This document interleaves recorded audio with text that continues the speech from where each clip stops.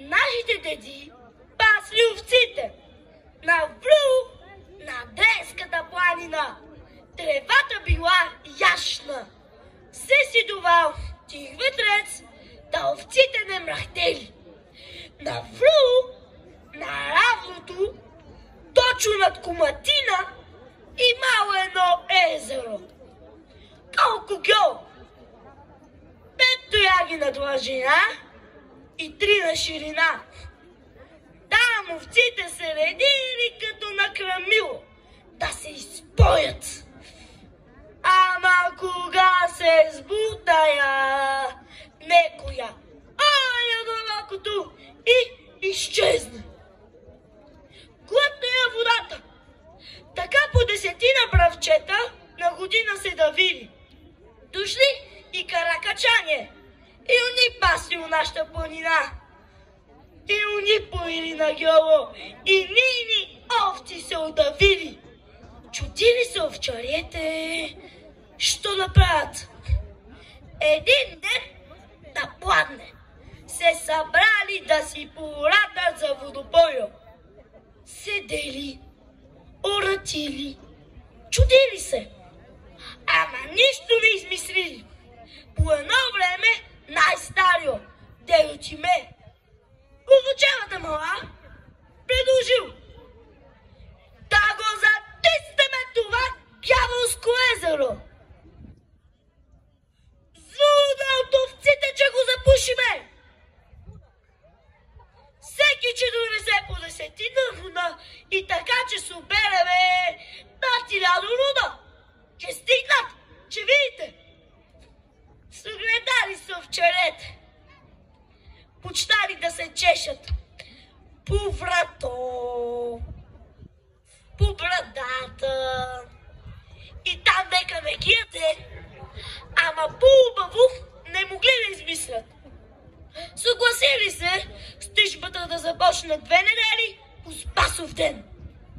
За тищането ръководили Деда Начо Артъчки, Арамията и Гиго Каракачанецо. Отпреде натрупали дълбици, буки и габер, докарани от дълбоки долу, а пред них вуната.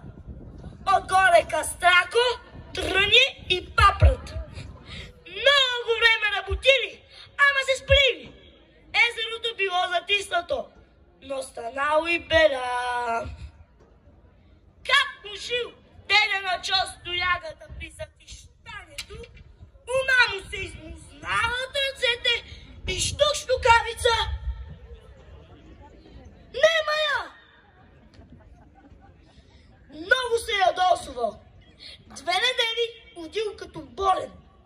Уна била много убава, длъга, тежка, щемуга. Минали години. Един ден Деда Начо ушел у воденицата на Крапец да меря.